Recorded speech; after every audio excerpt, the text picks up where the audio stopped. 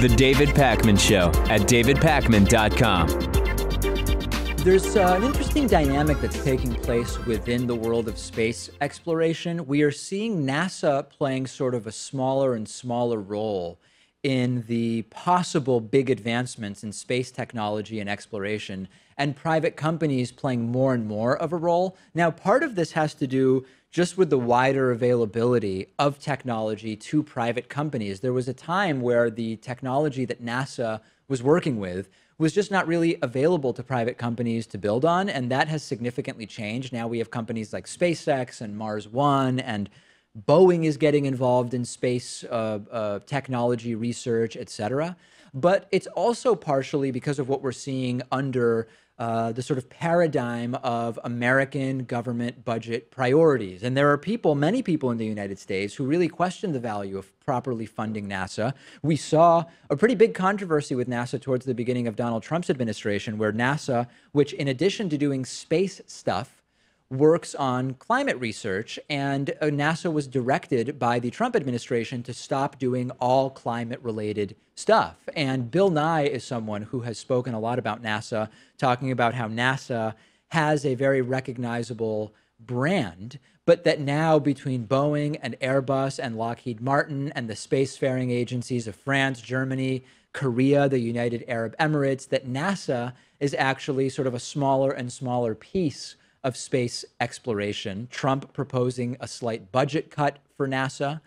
So I have mixed feelings about this. I mean, on the one hand, I am not one of these people who says this has to be done by private industry. There are people who believe that. But I'm also not one of these people who says the government needs to lead the way. I think one of the best possible sort of scenarios is you have private companies working in concert with an organization like NASA, as well as government contracts to these companies, which is what we're seeing. And I think that that's kind of a great path forward. I don't see this as a one or the other type of thing. There's a lot of people who hear about this and they say, it's got to be NASA or nothing because the private industries are a disaster or whatever. That doesn't make sense, but the opposite also isn't something I buy into. Yeah, and I'm not one of those people who think that it has to be the United States that leads the way on this. Oh, sure. I mean, it could be China, it could be Russia. I think it would be an accomplishment for mankind as a whole. It doesn't really matter which country gets to Mars first, for example. Sure. But certainly NASA seems to have the infrastructure and the background to be able to do it before SpaceX or any of these other companies. Maybe at one point they'll surpass NASA, but I don't see that happening in the near future. Well, who has the plan to go to Mars soon? Yeah, it's but not NASA. Can it actually be accomplished? I don't know. Yeah. I don't know. Yeah, I mean, it might not happen, but there's cheap. there's every indication that it's not going to be NASA that goes to Mars first. Now, do you really believe that when you say you don't care if it's China or the U.S. that makes it to Mars first, or are you just saying that because you feel like it's the right thing to say as a progressive? No. I mean, I would care in the sense that I'd rather it be the United States. But if Russia or China was to get there, and obviously it would be years in the making, there would be so much planning behind it. By the time we actually got to a point where they were going up there, I wouldn't be upset that they beat us to it. I would just be proud as a human being that we got off of the planet. So you started with you don't care which country gets there first, but I guess what you really mean is you wouldn't try to sabotage another country getting there first. I mean, I wouldn't. Right? I wouldn't be incredibly upset over it. Which is a slightly different standard. I tend to agree with you. I mean, I don't have this idea that the U.S. has to be first or best or biggest at any particular thing. If you were to tell me that it's a non-friendly foreign adversary who is going to be first, my concern wouldn't be in the actual Mars thing. It would be that we know that there are so many ways in which spacefaring technology can be used on Earth by militaries in ways that aren't so good. So that, I think, is what would be my concern. If it was like a non-friendly or so-called belligerent country, although to one person's belligerent country is another person's patriotic country. I don't know. Yeah, I think if it was Russia or China, it may raise some eyebrows. If it was North Korea, then we'd be a lot more concerned. Different situation. Somehow, I don't think that North Korea is going to be the first country to get to Mars. Why don't I think that that's going to be the case? On state-run television, they may claim that they did. Oh, yeah, they'll be the first. North Korea will be the first country to announce that they've sent people to Mars. But I don't think it will actually be the first country to send people. Shortly after they win the 2018 and 2022 World Cups. Of course. Right after that, they're going to go to Mars.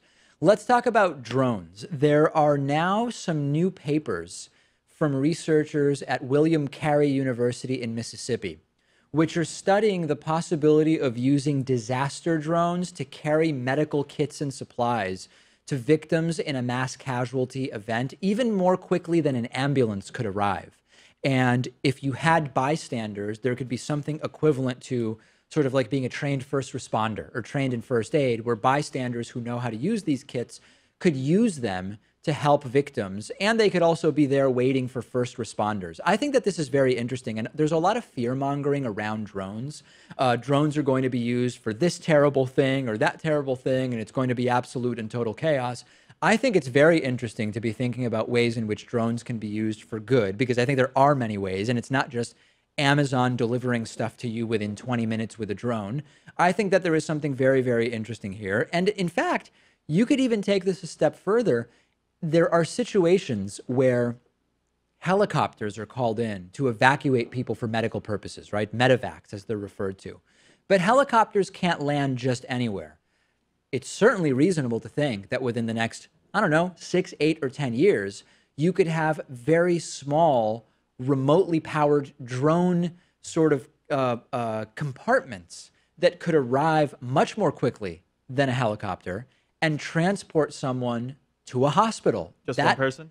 Maybe two. Yeah. I don't know. So I think that this is good. I'm very pro-drone. I have a drone, and I think that it's all fantastic and wonderful, assuming, of course, that people are responsible. Not everybody is. I've seen videos of people flying their drone right next to an airport so that they could film airplanes coming in for landing from the sky, which is completely illegal. And we need to make sure that that is going to be enforced. We probably need to have drones hard-coded so that they will not fly in these no-fly zones near airports or something. But I'm pretty pro-drone, I would say. It's very interesting. Apparently, they tested it quite a few times, and they didn't experience any mechanical failures. And they also say that the drones reduce response time by 16 minutes on average, which is pretty remarkable to me, because I always think of paramedics showing up much faster than 16 minutes, but I guess it depends on where you are in the country. It's an average, right? So you're probably averaging in the places where it takes the ambulance 5 minutes to show up, with places where the closest ambulance is an hour away. So maybe on average, it could, maybe the average time across the entire country is like 22 minutes, or I don't know. Right, and it also depends how crowded the area is. So, I mean, our minds are still in Las Vegas. If you have a crowd of people and the drone has to get specifically to the middle of that crowd, it's going to be a lot easier for the aircraft to do than for an ambulance to get off of the road and navigate its way specifically into where it has to be. Until you also get the first responders right there, weaving through the crowd or whatever the case might be. Yeah, very, very interesting. I don't know. I know that there are people who write in and they're very negative about both autonomous cars and about drones, but I feel like the engineering, the sort of logistical questions and dangers, I feel like they're going to be sorted out. I don't know. Do you share that optimism with me? I think that we will figure it out. Well, it couldn't hurt. I mean, I think one of the most important things when it comes to this exactly is getting the qualified people to be able to apply the first aid. Because you can have the medical equipment there, but it's no good unless people know how to apply it adequately. Yeah. So I think that's more important, right? One idea I just thought of, if this were to be thought of at the sort of government level, would be people have to, in order to be able to use these drone-delivered supplies, they need to be certified.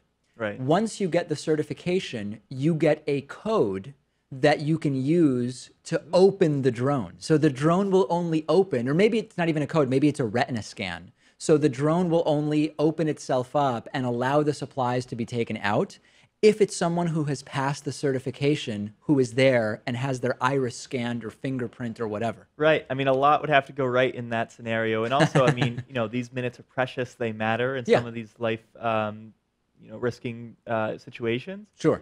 So is it better to just have anyone use this equipment than no one at all? I would say no.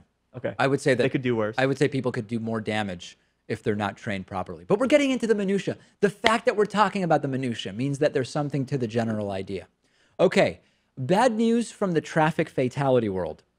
Sadly, more Americans died on American roadways last year than in 2015, and the numbers hit a 9-year high, according to the National Highway Traffic Safety Administration. 37,461 people died in car accidents in 2016, up more than 5% from the previous year. The agency pointed to the usual reasons for the fatalities: speeding, and failing to wear seatbelts. The NHTSA also tagged the increase to a 5.1% jump in motorcycle deaths. This is the second year in a row that deaths have increased. Prior to that, you had 6 out of 7 years where motor vehicle deaths decreased. I think that this is just absolutely horrible. I really think that this is one of the areas, and I know people always like to say, hey, more people die because of cars than guns, so why don't we ban cars or something like that? And of course, I find that argument to be totally specious. The main point of cars is transportation, not to kill other people or oneself, whereas the point of guns is to fire them in self-defense or in aggression. So I'm not even buying into that. But I think that we are going to, at some point, need to have a significant paradigm shift when it comes to vehicle safety. And it might be autonomous cars. I know people say, oh, no, the autonomous cars are going to be terrible because the car will have to decide, do I run over someone on the sidewalk to avoid running over 2 people in the crosswalk and I won't be able to stop or whatever. That's going to be figured out. The technology will be figured out. I think that autonomous vehicles represent one of the biggest possibilities for a significant increase in automobile safety. What else is going to do it? Well, and then you also lower the risk of distracted driving. I mean, I understand, too, in the transition process, at least, you're going to have to be focused on the road and being able to take over the control if you ever have to. Sure. Because sometimes these things will malfunction, at least from the onset. But then you eliminate, not eliminate, but you reduce the chances of someone getting into a fatal accident because they were texting and driving. Absolutely. Or they were just looking off on the side of the road or whatever because something else is going on, or they're speaking to their friends. I mean, that's going to be an improvement. And again, the biggest causes of these vehicle deaths are speeding and not wearing seatbelts. Just put the seatbelt on, right? Just put the seatbelt on and you're already going to reduce these numbers. Is it really that uncomfortable to wear a seatbelt? Even when I was a teenager and so reckless and rebellious, absolutely, I would still put on the seatbelt because that was something that my mom told me to do, and I was going to disobey so many other things, but that was not going to be the one thing. Growing up, it was always wear your seatbelt. I never didn't put my seatbelt on. And speeding, I mean, I really don't speed. I am acutely aware of the fact that just even going 15% faster increases your risk of an accident, injury, or death significantly. And on the highway, yes, Massachusetts Turnpike will very often move between 75 and 80 miles per hour. And I will go at that speed, which I guess is speeding. But what I mean is I am always maintaining a safe following distance, and I am never going faster than traffic is going. I'm never that one person who's passing everybody on the left. If traffic is moving at 75 to 80, I will go 75 to 80. Yes. But beyond that, I'm not speeding on surface roads. I'm not trying to aggressively pass people because I know that behavior significantly puts me at additional risk. I'm always yelled at for driving like a grandpa. Is that true? Yes. By who? Anyone else in the car. Oh, really? wow. Yeah, it's bad. Interesting. But also, is it actually safer to drive the speed of traffic, be it 75, 80 miles an hour over the speed limit, versus just driving the speed limit at all costs? In the slow lane at all? I don't know the answer to that. I don't know. I genuinely don't know the answer to that. I think the center lane is safest. Center lane. Yeah, so. Because you avoid merging traffic, I guess. Right. I don't know. Yeah, highways are a complicated thing. Some of the math around highways is fascinating. Like I've seen analyses of how traffic jams start. Because you know how sometimes there'll be a traffic jam? Yeah. And you get to something, and it doesn't really seem like there's no accident, there's no merge. No traffic light. But then the traffic jam ends on the highway, for example. Yeah. You never understand why it's there. It's very interesting why it develops. The traffic snake, right? A traffic what? A traffic snake. Snake? Yes. That's What's what it's that? Called. Well, like one person stops, and then everyone else has to stop behind them. Oh. And who knows what the reason initially was that for them to stop. It could have been, an animal running into the road or whatever. Yeah, it creates a chain reaction. It creates a chain reaction because we don't all work simultaneously when we start accelerating. One person has to go, and then the next person, and then the next person. Yep. It causes a traffic snake. Yeah, that is absolutely part of it. But anyway, we don't need to go into the math of traffic jams right now, mostly because I know very little about it. Only enough to know it's pretty interesting stuff. Okay, next week, we have a full week of shows next week, but Tuesday I will be traveling, as I do twice a year, to Las Vegas for Mike Papantonio's Mass Torts Made Perfect conference. So Tuesday we will have a guest host, and I will be broadcasting to you remotely for the rest of the week. So that is it for this week. We'll talk to you on Monday. The David Pakman Show at davidpakman.com.